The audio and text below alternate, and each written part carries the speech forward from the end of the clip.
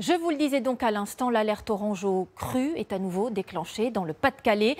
Et on se demande pourquoi cela arrive encore une fois dans ce département, en partie inondé depuis déjà 22 jours. L'eau remonte, notamment du côté de la Canche, où les habitants sont exaspérés. À Montreuil-sur-Mer ce matin, Sébastien Ambert et Gauthier Delobette. De la pluie, encore et encore. Dans le village de Neuville-sous-Montreuil, ce quartier est toujours inondé. La maison médicale et la pharmacie baignent dans 1 mètre d'eau. On commence à s'essouffler un peu, voilà. On est dans une cuvette, donc tant que les pompes ne seront pas remises en route, on ne pourra jamais vider l'eau. Et pourquoi elles ne sont pas mises en route, les pompes? Parce que tout est noyé à l'intérieur. Les pompes sont bien sûr immergées, mais Enedis, le compteur, tout ça, c'est dans l'eau. Et puis pomper ne sert à rien puisque par un effet de vase communicant, l'eau reviendrait ici immédiatement.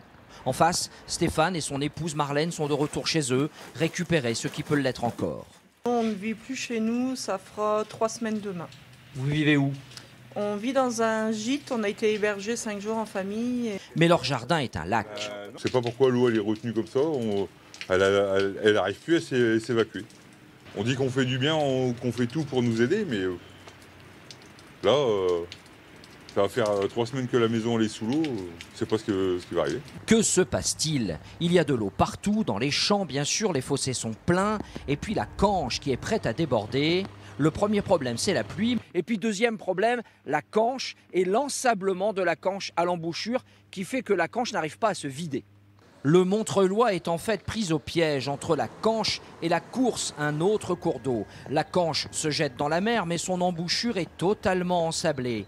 Avant, les bateaux de pêche pouvaient venir ici, ça n'est plus le cas. Le problème est global. Cédric vit ici et il nous montre ces digues installées pour éviter les inondations, mais elles ont cédé il y a quelques jours. Et on voit qu'elle est fragilisée à pas mal d'endroits.